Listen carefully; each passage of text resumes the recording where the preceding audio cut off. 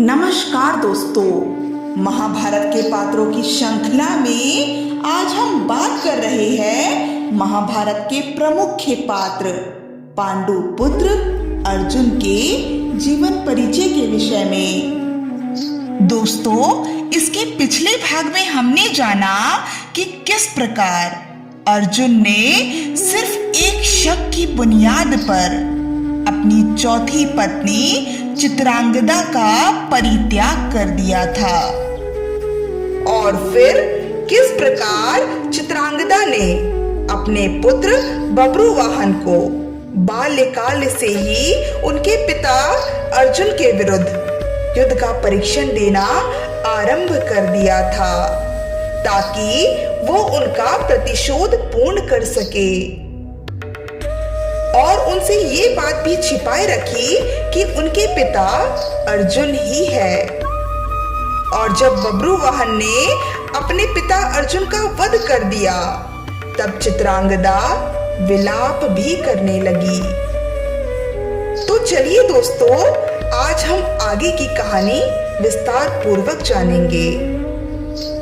अपनी माता को विलाप करता देख बब्रुवाहन आश्चर्यचकित रह जाते हैं कि जिस माता ने उनको बाल्यकाल से ही अर्जुन को परास्त करने का वचन लिया था, आज वो ही माता अर्जुन के शव पर आखिर क्यों विलाप कर रही है। फिर चित्रांगदा बब्रुवाहन को कहती है, पुत्र, मैंने तो सिर्फ तुम्हें अर्जुन को परास्त करने को कहा था, उनकी हत्या करने को नहीं कहा था, पर तुमने तो उनकी हत्या ही कर दी। पुत्र, ये तुम्हारे पिता है। जब तुम मेरे गर्भ में थे, इन्होंने बिना किसी साक्ष्य के मुझ पर शक किया और हमें हमेशा के लिए त्याग कर चले गए थे। इस अपमान का प्रतिशोध लेने के उद्देश्य से मैंने तुम्हें सिर्फ इन्हें पराजित करने को कहा था, पर तुमने तो इनकी हत्या ही कर दी।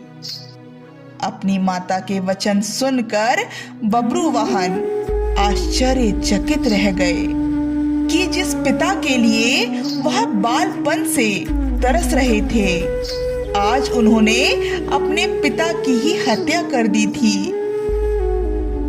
आत्मगिलानी से भरे हुए बब्रुवाहन ने आत्महत्या करने का विचार किया, पर उनकी माता चित्रांगदा ने उनको ऐसा करने से रोक लिया।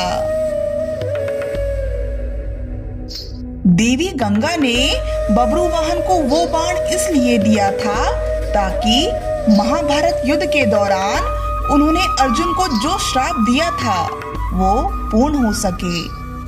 देवी गंगा द्वारा दिए गए बाण का तोड़ अर्जुन के पास नहीं था।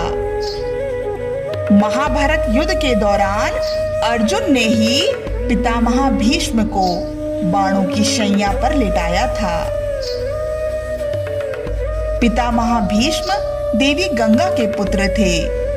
तभी देवी गंगा वहां प्रकट हो गई और अर्जुन को श्राप दे दिया कि जिस प्रकार तुमने मेरे पुत्र की हत्या की है, ठीक उसी प्रकार एक दिन तुम्हारा पुत्र ही तुम्हारा वध करेगा। और ठीक वैसा ही हुआ। फिर श्री कृष्ण ने जब देवी गंगा को समझाया कि अर्जुन ने पितामह भीष्म के कहने पर ही उनको बाणों की शैया पर लिटाया था और पितामह भीष्म की मृत्यु अर्जुन के बाणों से नहीं हुई है, अपितु उन्होंने इच्छा मृत्यु ली है। फिर श्री कृष्ण के समझाने पर देवी गंगा को अपनी भूल का एहसास हुआ और फिर देवी गंगा अर्जुन को पुनः जीवित करने का मार्ग बतलाती है। देवी गंगा कहती है कि अगर कोई नागलोक जाकर नागमणि लाकर अर्जुन के मृत शरीर पर रख दे, तब कदाचित अर्जुन जीवित हो सकते हैं। यह सुनकर वहां उपस्थित सभी के चेहरों पर चमक आ गई। फिर बब्रुवाहन और उनकी माता चित्रांगदा ने नागलोक जाने का निश्चय किया।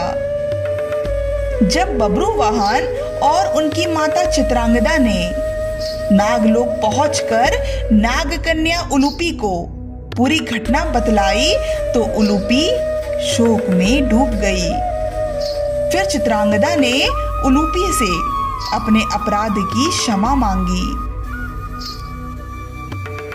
फिर उलूपी ने चित्रांगदा से कहा, चित्रांगदा, अगर ईर्ष्या की भावना अपने मन में लिए मैं आर्यपुत्र अर्जुन को तुम्हारे प्रति ना भड़काती और परिणाम स्वरूप आर्यपुत्र अर्जुन तुम्हारा अपमान करके तुमको ना त्यागते तो कदाचित तुम अपने पुत्र को कभी उनके पिता के विरुद्ध ही खड़ा ना करती और ना ही पुत्र बब्रुवाहन अपने पिता का वध करता।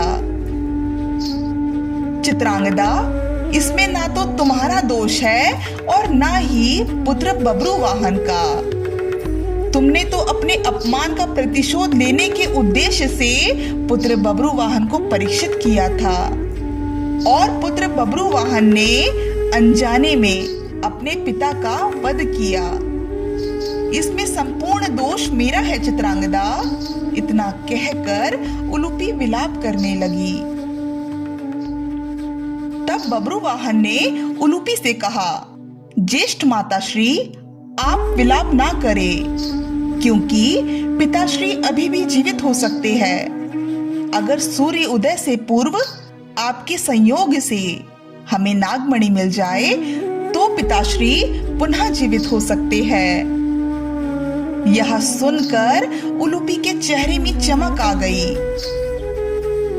फिर उलूपी, चित्रांगदा और बब्रुवाहन नागमणि लेकर अर्जुन के मृत शरीर के पास पहुंचे और नागमणि श्री कृष्ण को दे दिया। फिर श्री कृष्ण ने नागमणि को अर्जुन के मृत शरीर पर रखा, जिसके प्रभाव से अर्जुन पुनः जीवित हो उठे। अर्जुन को जीवित देखकर सभी अत्यंत प्रसन्न हो गए और फिर उलूपी ने अर्जुन से अपने किए की क्षमा मांगी और उनको सारा सत्य बताया कि उनके और चित्रांगदा के विवाह की पहली रात्रि को चित्रांगदा कामदेव और देवी रति से आभार प्रकट करने ही गई थी। मैंने आपको असत्य कहा था कि चित्रांगदा अपने प्रेमी से मिलने गई थी। मुझे क्षमा कर दीजिए आर्य। फिर अर्जुन ने उलूपी को क्षमा कर दिया और खुद भी चित्रांगदा से अपने किए की क्षमा मांगी। और फिर बब्रुवाहन ने भी अपने पिता अर्जुन से क्षमा मांगी। अर्जुन ने उन्हें भी क्षमा कर दिया और अपने पुत्र बब्रुवाहन से मिलकर अर्जुन अति प्रसन्न हुए। और फिर उन्हें अचानक कर्णपुत्र वृषकेतु का ध्यान आया, जिसका वध बब्रुवाहन ने कर दिया था। अर्जुन ये सोचकर विलाप करने लगे कि ज्येष्ठ भ्राता श्री कर्ण का वध मेरे हाथों हुआ था और उनके पुत्र वृषकेतु का वध भी मेरे कारण ही हुआ है। अर्जुन को विलाप करते देख श्री कृष्ण बोले, विलाप मत करो पार्थ, हमारे पास नागमणि है और इस नागमणि से कर्ण पुत्र वृषकेतु भी पुनः जीवित हो सकते हैं।